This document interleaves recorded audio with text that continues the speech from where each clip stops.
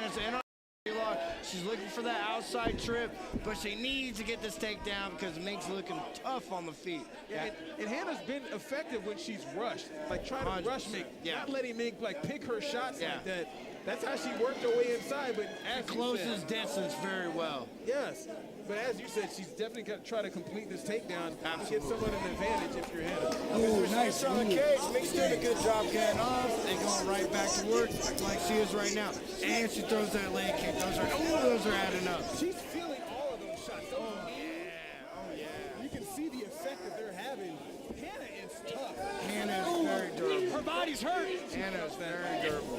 Nice shots by Mink here. Oh, another one to the body. See, this is what we need. Mix it up very well. Oh, nice right here. Hannah is tough. She may be too tough for her own goods because she's absorbed a lot of shots. Some meat. Head kick. If I was Mink, I'd throw that cross to the body, bring the hook upstairs. no question about it.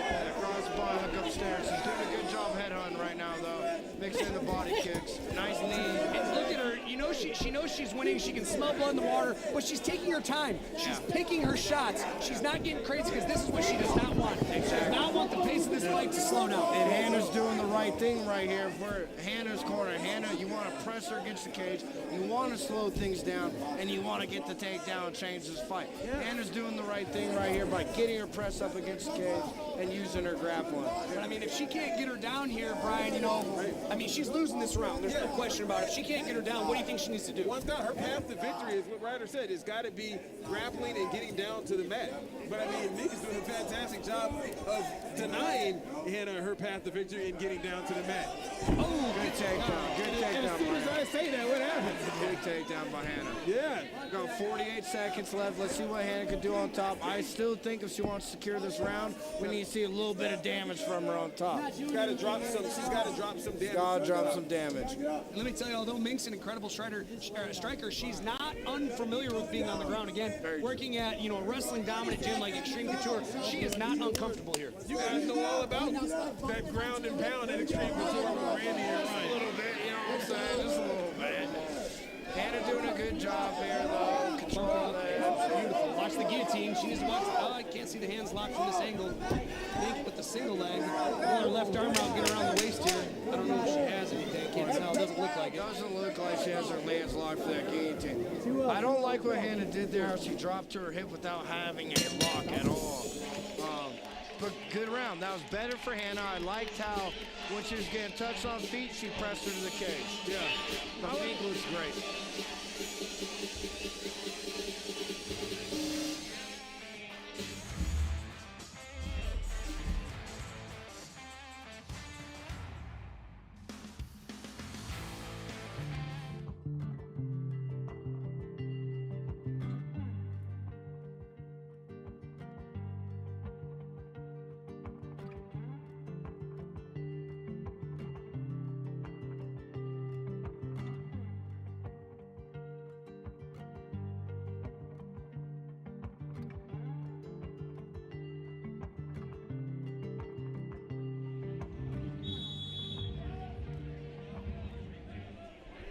All right, guys, we are going into round number 3. And right now, on my unofficial scorecard, I have Mink winning both rounds. Brian, what do you think? I couldn't agree with you more. I think 2 rounds to 0 by Mink. Hannah in this round, and she's got to press the action. I bet you she comes out with a flurry to start this 3rd round. Ryder, what's Hannah's path to victory, do you think? Dude, path to victory for Hannah. Let's not play around on the feet. Let's get her pressed up against the cage like Hannah's doing right now. But let's not go on bottom. That is not good right now. We want to get a takedown, but that's a great position for Mink to be in. Now, maybe you think Hannah's like, hey, look, watch this armbar. She has an armbar here. It was pulling a little armbar. She has it almost. This would be devastating for Mink if she gets finished with an armbar after winning the 1st and 2nd round, in my unofficial opinion. Mink needs a stacker right here on top of her head. Mink needs a stacker on top of her head, start pulling that arm out. But Hannah's in a good position. You can tell she has strong legs, heavy on the head, pushing her head down. Trying to see where Mink's elbow's at. Oh, turning down to a belly down armbar. Getting closer. Mink needs a stacker here. Nice, gets her arm out. Watch the triangle. He's on the armbar. Goes to armbar. She's on top. Looks like Hannah's trying to transition to that triangle, but she pulled guard specifically with that armbar in mind. If I'm Mink, I'm pulling out of here and I'm waving her up to her Back to the feet. Why give her a chance? Right now she has a chance for an omoplata. There she goes. Perfect. Now kick her while she's coming up. Beautiful. I love that. Yeah, Mink I like looks that determined. I like that too. Mink looks locked in. Never make it easy for your opponent. Mink did a good job. Hannah did a fantastic job of trying to go her path to victory by getting on the ground. Didn't secure that armbar. What Hannah should have done, instead of pulling her on top of her, she should have took her down. Now Hannah has her press up against the cage. Now she gets a takedown as a side guard right here. Now, if she finishes the round on top, do you think it's just a little too much? I think it's too Not late. too late? Yeah, I think it's too late. I think even if she wins this round, I think Mink still wins the fight. I think we need to see a finish. I think we need to see urgency from Hannah in this last minute. You got a buck 15, buck 13, 12 and counting for this last round. This is where you let it all fly. Just let it all out. You've been working months for this fight. You got a minute left to win this fight. Let it fly. Yeah, something that definitely you can tell that Hannah knew that back. She's better doing submissions from her back, going for the armbar, going for the triangle here. But now on top, looks like she might be trying to set up a guillotine possibly. Mink's doing a good job fighting hands right here. Almost working up. Oh, big shots coming in. Oh, gets a rear naked choke here. This is not good. This is tight. This is tight, Ryder. This could be it. Oh, she slid her head out last second. Oh, my gosh. That was a tight rear naked choke from Hannah. But Mink was able to get her chin out of there, her neck out of there, get her chin in between last second. That was scary. How devastating for Mink would that have been? 30 seconds left, up 2 rounds, and to just blunder there with the last. But if you're Hannah, that's what you want. Absolutely. So go back to it. Hannah should be doing some ground and pound here, trying to find that neck again. But Mink's doing a good job here. 10 seconds left. Mink fought an incredible fight. She looks great. Both ladies, super tough. I mean, I'm sure you guys both agree with me. Our unofficial scorecard, 29-28 for Mink. What do you think? I think so. I agree. Unless if somebody scored this last round a 10-8. I'm going to give mad props to Hannah, though, because she is tough. She took some mean right hands, some mean knees to the body, and kept going. Man, she's almost like a Terminator because those shots to the body, leg kicks that was going early were devastating. I promise you Hannah's going to feel it like this. You can see how tight, that rear naked choke was in that last round. Spit was coming out the mouth. That was tight. Hannah rushing in here, getting that body lock, pulls guard here. Knew she was down in the scorecards, I'm assuming. That's why she pulled guard. Look at Mink, man, just great handiwork. You know, not throwing really any naked kicks, setting them all up with punches. I think Mink looked incredible. She did. Absolutely did. She let her hands fly tonight. When she lets her hands fly, she looks beautiful. Mink needs a nickname like No Nonsense. Look at her face. Look at her face. Like, she is one serious cookie out there. Well, let's send up to Justin Bernard for the official decision. Ladies and gentlemen, after 3 rounds, we go to the judges' scorecards for a decision. All 3 judges score the contest 29-28 for the winner by unanimous decision, Xiao Yao Ming Luo. I love to see a girl works as hard as she does. She gets above 500 with an incredible decision win. I'm so happy for her and her team. You can see the elation on her face, right? I mean, she looked extremely happy. And that was a well-deserved, hard-earned victory. And against an opponent like Hannah, who was one tough cookie. That was a good fight. Great fight. See how Mink's worked on that stand-up. Those punches straight as an arrow, those leg kicks down low were brutal. The knees up the middle. Yeah, she looks so much more aggressive from her last fight. I love to see improvement from your last to your next. Absolutely. That says a lot about a fighter.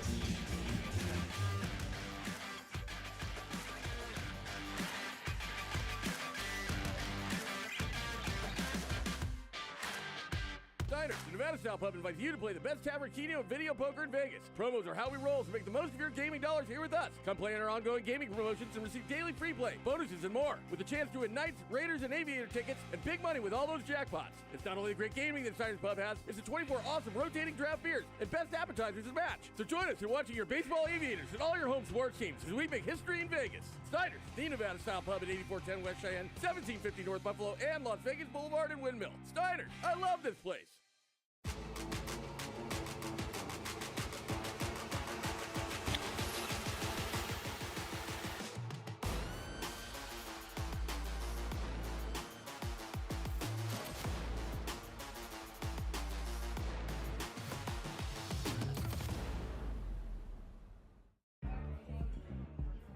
Good things come to those who wait. But great things, those go to the ones who create, innovate, celebrate. That's how Elijah Craig came to be known as the father of bourbon. And it's why we craft our award-winning small batch bourbon for you. The ones who always bring their best to the table and bring others along for the ride. That's the greatness within. Michael Burke. All right, guys, we are going to our last amateur fight, and this is a bantam tidal-weight fight. We have Michael Burke making his way to the ring. He's out of Indio, California, currently fighting out of Coachella Valley. Ryder, he comes in with 6 wins and 3 losses. What can you tell me about Michael Burke coming into this matchup? Man, so again, he was a guy I got to commentate last fight. The thing about Michael Burke, man, is I know he's an amateur, and I know he's a 6-3 amateur, but the kid's way better than his record says. He's very calm, cool, collected again, and he mixes up his strikes very well. He'll throw spinning kicks, he'll throw spinning back fists, but he's also a crisp sniper when he wants to be too. Really excited to watch Michael Burke in action tonight. Yeah, I tell you what, Michael Burke's coming off a victory in his last fight, which earned him this title fight. You know, Brian, 6 wins, 3 losses. He's coming in with 9 fights. That is a ton of experience. What do you think about Michael Burke? A ton of experience, and he's been here inside of the Tuff-N-UFF cage. This is an honor for him. This is like what he's always wanted, to be a Tuff-N-UFF champion. You guys know all about that, like trying to, you know what I mean, trying to get that belt in Tuff-N-UFF. It's a prestigious belt. We've seen Michael fight multiple times. He is all about his business, and I can't wait to see this title fight. Yeah, there's no question about it, especially, you know, walking around at 150 pounds, sliding all the way to bantamweight, standing 5'11" with a 71-inch reach. That's just incredible physical attributes for someone, you know, that's still an amateur. As a bantamweight, which is bananas, and you love to see guys like when they have that kind of physical advantage, take advantage of your advantage. Absolutely. Take advantage of your advantage. And Burke does a good job of that. 1,000%. We watched his last fight together. He does a good job with his range, and he does mix everything up, the punches and the kick. Excited to watch, and he has that bear tattoo. I tell you what, also, you know, he has went the distance. He won a decision in his last fight, so we know that he has, you know, the full, he's fought the full time before. Listen to Justin Bernard. Zane Finley. All right, we're going to look at the opposition. Somebody with also a ton of fights, Zane, the spark plug Finley, making his way down. He's from Lucas, Ohio, but currently fighting out of Las Vegas, Nevada. We talk about that long travel, that big move, you know, to pursue your dream, to pursue your career. This is his 8th amateur fight.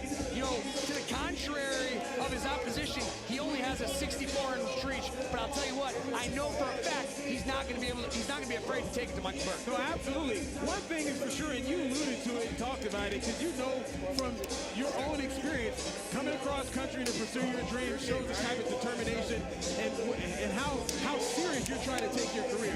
You're fighting in Tuff-N-UFF. How serious you're taking your career. You're fighting in the best amateur MMA promotion in the country. And as you said, in this fight, he doesn't have a physical advantage of the reach, but he has a good advantage of being smaller, more compact, trying to close the distance to get inside. So the thing about Zane, too, I want to know, was he was in an 8 to 9 week training camp last month. He was supposed to fight Tracy Love for the championship, and then Zane ended up getting sick. He unfortunately had to pull out of the fight the week of. So I know Zane's coming here tonight with a chip on his shoulder. He's itching. And let me tell you something else about Zane. His last opponent is a teammate of mine, Artis Lyles, and Artis is as tough as they come. So to see Artis Lyles on a fight that, you know, Zane has beat Artis, this guy is coming to this fight and he is ready to go. Let me tell you that. Wow. Yeah, look, you can see. I remember this kid. Look at him. See, calm, cool, collected. And I love to see the demeanor guys come into the cage, and both of these guys have a perfect demeanor coming to this title fight. Absolutely. Let's take a look at the tail of the tape here. This tail of the tape is brought to you by Lerner Rowe Injury Returnee. We got Michael Burke coming in, standing 5'11". He weighed in 135 pounds. Then we have Zane Finley coming in, again, 5'7", 135 pounds. Let's send it up to Justin Bernard for the official introduction.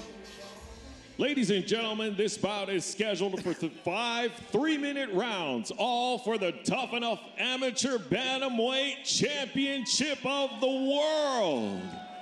Introducing to you first, fighting out of the blue corner. He's a freestyle fighter holding an amateur record, 6 wins, 4 losses. He stands 5 feet 10 inches tall, weighing in at 135 pounds. Fighting out of Coachella Valley, California, Michael Burke. And in the red corner, he's a mixed martial artist holding an amateur record, 4 wins, 3 losses. He stands 5 feet 5 inches tall, weighing in at 135 pounds. Fighting out of Las Vegas, Nevada, Zane the Spark Plug Finley.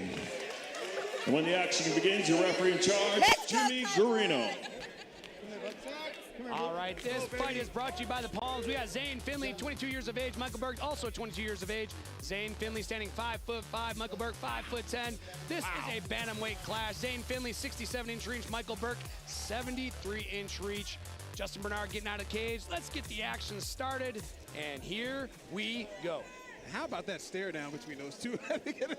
I gotta say, Michael Burke's a big old bantamweight too. 5'10", 5'5". Big old bantamweight. Both guys coming out. Oh. Nice jab by Burke. Nice right hand by Michael.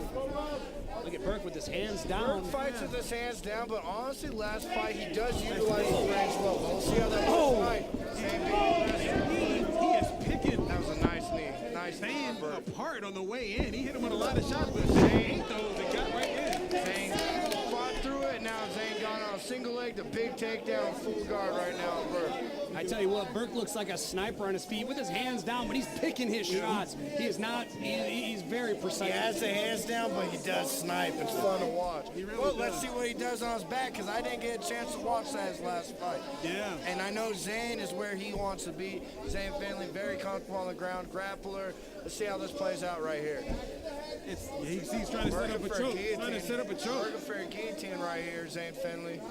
Got to get that right leg free. It's going to be tough to finish on the left side if he doesn't get his right leg free. But with that being said, does he really want to go to half guard here? What do you think about this position, Justin? I'm a half guard player. I'm standing half guard. I'm looking for a backside wrist ride. And I'm not. See, this is where you now. Oh, he has an arm bar. Has an arm bar. Nothing to worry about too much.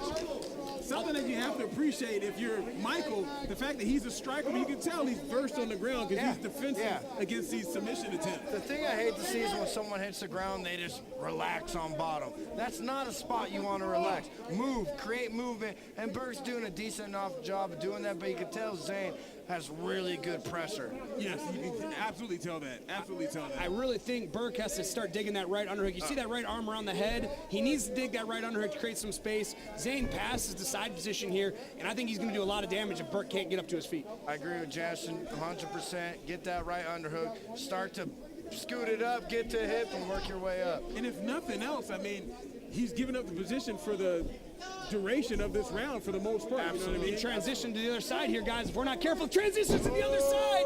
Transitions to the other side. Arm bar he's going for. Wow, that was a beautiful transition. Michael doing a good job of getting his arm in there, though. I think he's getting out of it. He got out of it. Burke scrambled out. Burke now in a little 50-50 position here. Zane on his knees. Burke sprawled out. Front headlock kind of position. You think that most of the judges would probably forget the fact that Michael landed the punches at the beginning of that round. He spent most of it on his back. Yeah, this last 30 seconds for this round, I think is going to be very important on who steals this round. Burke still has a chance to steal it right here, but Zane has a chance to capitalize with these takedowns. Yeah, I think that this is just pressure from Zane Finley. He's called the spark plug for a reason, man. Absolutely. He is fighting at an exhausting pace. Absolutely. Yeah, 5-round fight. I mean, it's a title fight. Title fight, right? And fighting at this pace for a title fight? And Burke had that great jab in the beginning, but from that jab, other than that, Zane dominated on the ground, the positions, and the scrambles. He did. Well, going into the second round, I think we can all agree Zane Finley takes the first round. I agree. Let's see what our commercial break has to say. We've recovered billions of dollars for over 150,000 clients, with over $1 billion in the last 5 years alone. We're getting more money for more people, period. Results matter. Call 877-1500.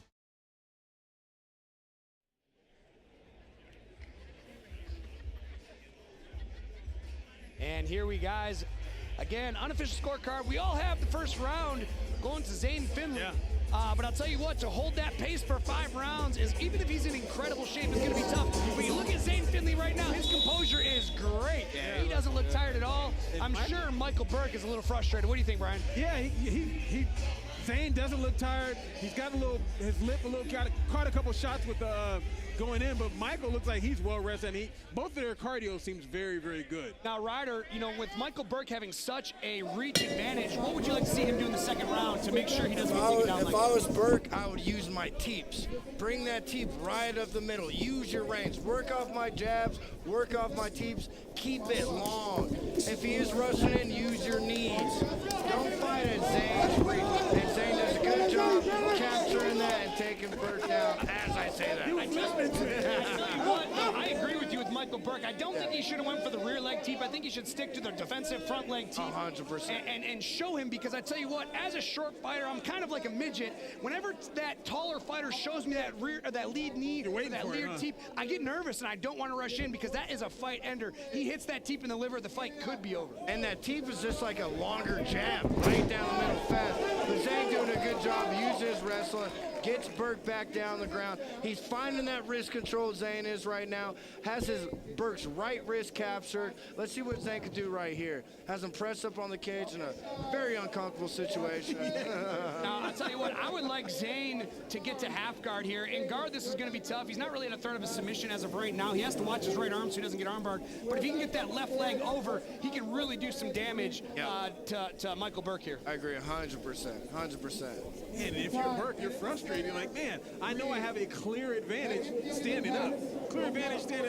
But I can't keep this fight from going to the ground, because Zane is just too determined, and he's very strong. Clearly, the way he's picked Michael Burke up in the first 2 rounds is all fights start on the feet, but what happens when you're not on the feet anymore, and that's all you've been working? You know, Burke, you can tell he works some jiu-jitsu a little bit to a certain extent, because he is moving, but this is Zane's world right now. Yeah, Zane's very comfortable on the ground. Lands some great ground and pound, Zane Finley in. Nice little hammer fist from the bottom, though.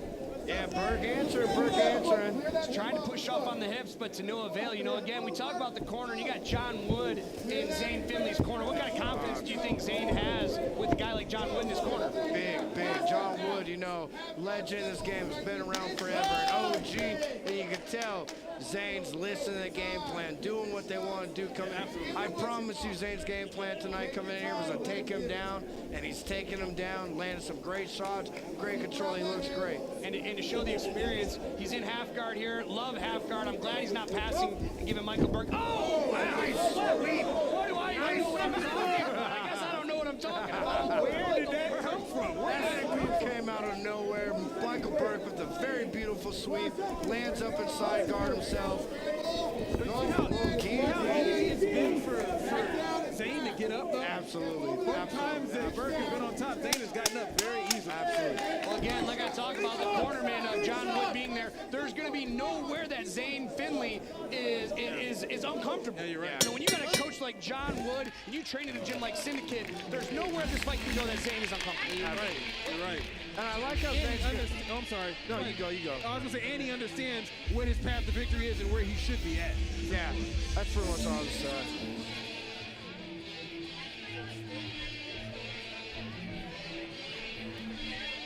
Fun fight. We fight the battles no one hears about. We drop into the middle of firefights to rescue others. And act as one-man air traffic control towers. We're the ones who go before all others.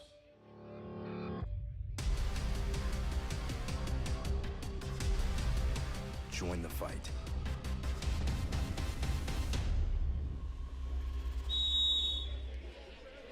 All right, guys, we're moving into round number 3, and I think the guys are going to agree with me. I have the fight 2-0. What about you, Ryder? I have fight 2-0. Zane, he's working his game plan perfectly, taking away a great striker with reach advantage, doing the right thing, taking him down. What do you think, Brian? I'm in agreement with you guys. I think all three of us saw that Zane basically, for the most part, dominated the first 2 rounds by by position and ground control. But if I was in Burke's corner, I'll tell him keep this on the feet by all means necessary. Use your range. Use this side-to-side movement. Don't fight in a straight line. Use your angles. Get your angles. Stay moving. Nice uppercut. Don't stay in boxer range. Stay moving. Stay circling. That's exactly what his corner did. Here's the thing. If you are Zane Finley and you win this round by the same you won the first and the second, can you hold that pace for 2 more rounds? Because I tell you what, Michael Burke has some dynamite in his hands, and he can knock Zane out at any time on the feet. 100%. And he was picking those shots, but again, Zane is determined. I'm getting this thing to the ground. I'm getting it to the ground, and you can see that's exactly what he's trying to do now. Well, when you talk about the wrestling advantage, Zane obviously having the advantage, as we can see, I think Michael Burke has the striking advantage by far. on the same sense, but Michael Burke is implementing his game plan just a little bit cleaner than Michael Burke is. 1,000%. Beautiful dump. Zane's doing what he needs to do, man. Zane came in with the plan, and he's executing it perfectly. Again, he's on Burke's back right here, heavy, leaning heavy, putting the weight on his hands. Burke just hit a beautiful Granby and ended up on top. That was a beautiful Granby by Burke. He did the right thing there. Granby ended up winning the scramble. Now Burke's on top of Zane. We got a minute 30 left to work. You see Finley with his left underhook here. I think he's going to bump up and come to a single leg and just try to start wrestling Burke. As an ex-former college wrestler, Ryder, as you're an ex-former wrestler, I mean, that's what you got to do. And you're in this position, you got to create space and wrestle. Absolutely. My thing is when I'm on bottom, I am looking for underhooks. I'm looking on the knee shield. I'm working to get up, and Zane's doing that exactly. Knees back under. Now Zane's back to his feet. Burke has him pressed against the cage. Let's see what happens. The thing is, Burke needs to push off, get away. Burke needs to strike. Burke needs to Nice uppercut. Yeah, beautiful combination. You need to get out of there because Zane doesn't want to box with him. He's going to end up taking him down after he gets caught with a shot.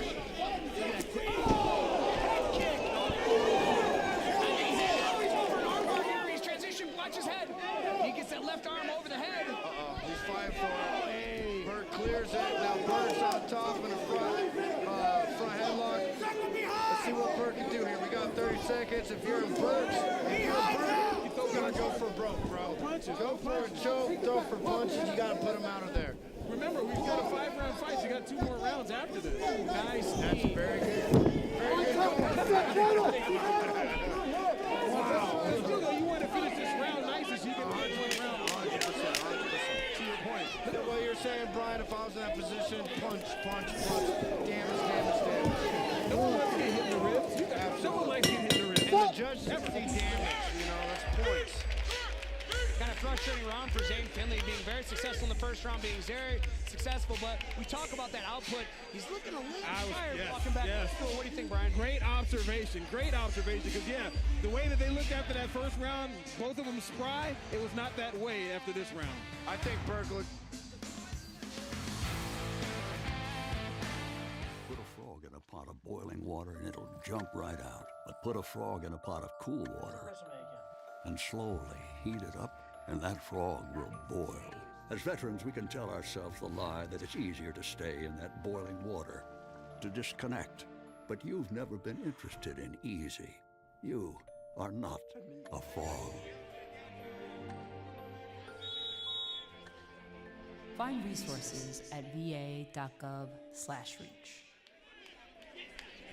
Before I cut you off there, Ryder, what were you saying about Michael Burke? I was just going to the point that I think Burke looks fresh. Zane does look a little more tired. And this is where these championship rounds play a factor. There's a lot more time. That could be an advantage of Burke. A lot of heavy grappling from Zane early the first 3 rounds. Firing. Nice left hook. And a little right after that. You see that sneaky short? He heard him. You can tell he came in for the kill with that. Now Burke has Zane Burke alone. Going to the body. Nobody wants to get hit in the body.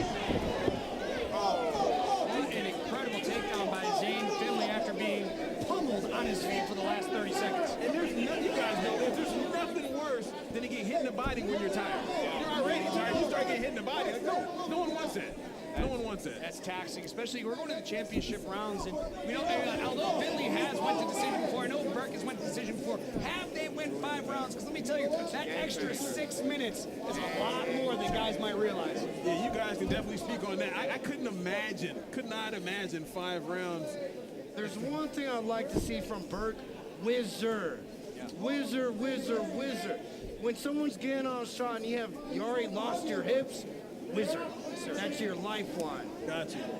But Finley doing a good job again. Got Burke where he wants him. Looks like he's fishing for a left side Kimura here. Left side Kimura, Burke is. But, you know, Finley doing everything he can, keeping that head pressed. It's going to be really hard for Burke to finish because his back's up against the fence, and he has to roll essentially to the right side. I think this is the wrong move to go for.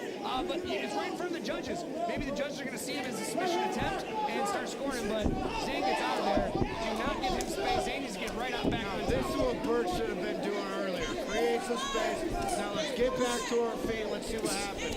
But Zane is doing a good job of just crowding him, hovering over him. Might have his neck here. Might have his neck.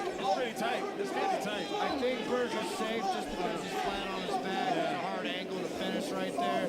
But Burke back flat on the mat. Zane on top. If we were talking about optics for the judges, Zane looks good right now. Now, Brian, I don't know if you saw that. When he had that choke, Finley actually was drooling out of his mouth. Burke was actually drooling out of his mouth, so it almost tells me that it might have been tight for a half. That's why I thought it was so tight. You can see that drool coming out of his mouth.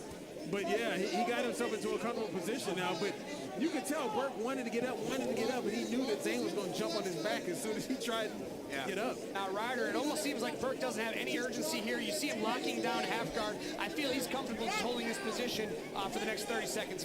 As being a wrestler, being here against guys, once they got their back flat, as I say that, Burke's trying to work. But normally when there's 30 seconds and guys doing the leg locks, hanging out, they're kind of giving you a lot more work, and Zane takes the back on. Make a choke here. 10 seconds. Can he do enough with it? It's not under the chin yet. Not under the chin. But he's flattening him out a little bit. Not enough time. I think he's going to get out of this round. Yeah. But you can see, look at the frustration on Burke's face. Mentally getting that, it's breaking you. You know, mentally, you get in one position, you get in another. Now he's on your back choking you. You go to another position, he's punching you. That mentally breaks you. Yeah. Zane doing a good job. Even though he looked more tired going that round, he fought through it, and I'd give him that round again. So that's the thing, though, because at the very beginning of that round, like he was hurt, he was tired. You could tell that Burke said, "Oh man, I can try to finish him right now." That dog in you. That dog in you. And Zane's got that dog in him. He definitely has that dog. He's not going anywhere. He's not going anywhere. He's fighting through the tiredness. Just looks.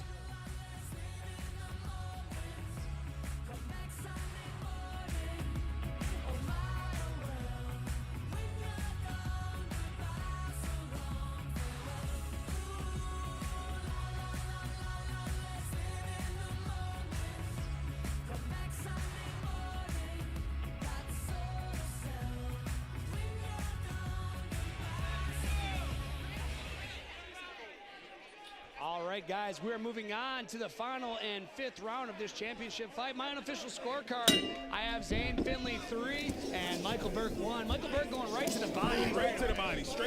He knows he's got to finish it. But if you're doing that, you can't allow Zane to get into you and to take you down. You got to keep moving. If I was Burke, I wouldn't be standing so straight up either. I'd be a little bit more sitting in a chair, more ready for those shots too, just in case. Exactly. Keep working your jab, keep working your front teeth. Doesn't need to be this range right here. Body shot. Left hook is coming. Left hook is coming. Laser right here. What a dump, man. I just love seeing that's one of the first moves you learn in wrestling. That's to be able to hit it at this level is just amazing. After 5 rounds too, 4 rounds, that's a lot. It's tough to get that, huh? Let's talk about the mental advantage that gets. When you hit that dump, it's just like a sigh of relief. It's like, ooh, I didn't have to use that much energy, and I'm out on top. Once you get that takedown last round, you're like, back where I want to be, I could breathe. And Zane's doing a good job, though, not relaxing, hovering over Michael, landing some good shots, trying to find that wrist right, it looks like. Now, if I'm Zane, I'm trying to step to half guard here because you can see Mike trying to get his back to the fence. I'd sit down in half guard. I would not pass here, and I'd look for that backside wrist ride. I know I say that, I sound like a broken record saying that, but it's such an effective position against the cage here. If that's a smart thing to do, then that's the smart thing to do. Like, yeah. And you can tell Michael looked up at the clock like, hey, man, I know I need to get up. He knows his only path to victory now is to get himself some sort of a stoppage. Absolutely. He got a $125 and and counting in this thing left. Now, Buck 25 is if Burke can get to his feet, could get interesting. I want to see if Zane can control him for the next minute and 15. Yeah. Tell you what, Zane, look at that heavy pressure. Right to mount, lands in mount. Great pressure by Zane.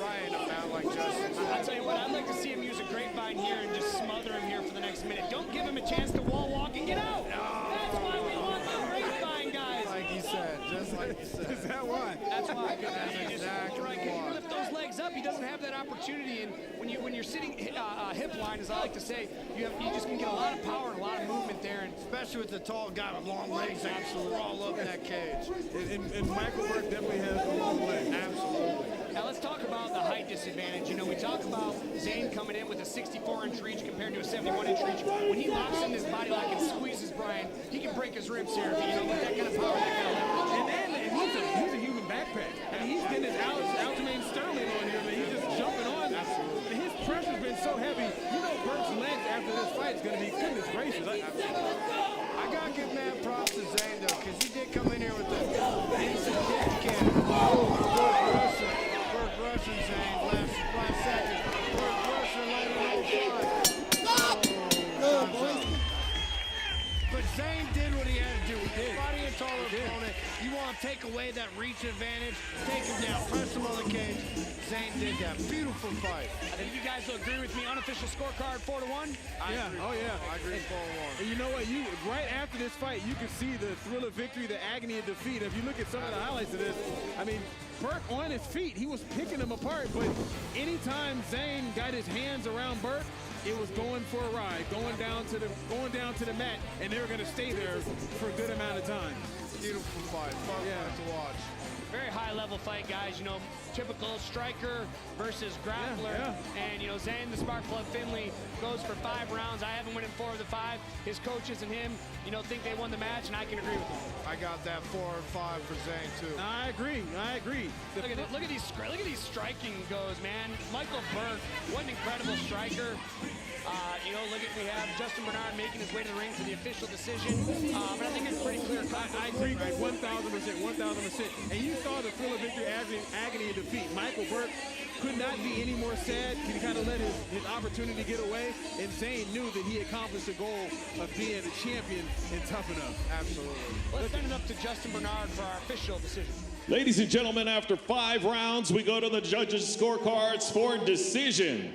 All 3 judges score the contest 49-46 for the winner by unanimous decision.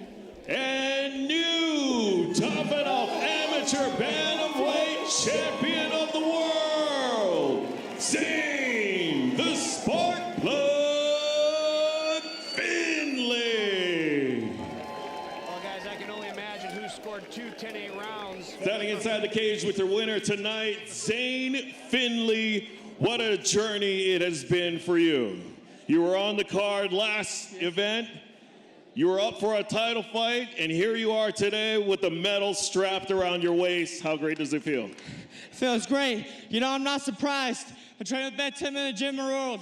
I have the best training partners in the world. I have the best coaches in the world. I have the best family in the world. They've been here 2 times in the last 8 weeks to see me win this belt. Thank you, Tuff-N-UFF, for the second opportunity. John Wood, Dom, Coach Danny, Coach Max, Nasir Davis. We've done 75 rounds together. You know how crazy that is? It's just his belt just as much as it's mine. I love you, Lucas, Ohio. Thank you. And new. Thank you, Tuff-N-UFF.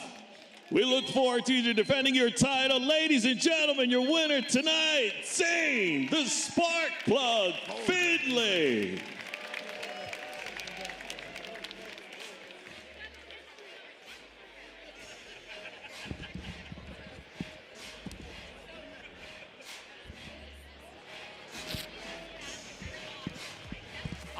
Guys, well, that concludes our amateur side of the card. We're moving on to pros on UFC Fight Pass.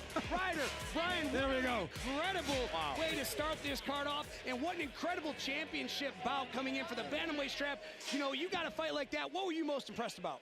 I'm just impressed by Tuff-N-UFF in the matchmaking, because from the first fight to the last, it's nothing but fireworks always.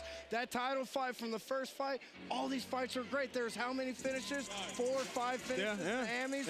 Beautiful show, beautiful matchmaking. Love Tuff-N-UFF, love the promotion, love all the fights so far. Of course you guys do. What was your favorite fight looking on that first half of the amateur card? You know what? I think the first 3 fights are my favorite fights. I mean, first round. It didn't seem like we were going to get to like the second and third rounds after that.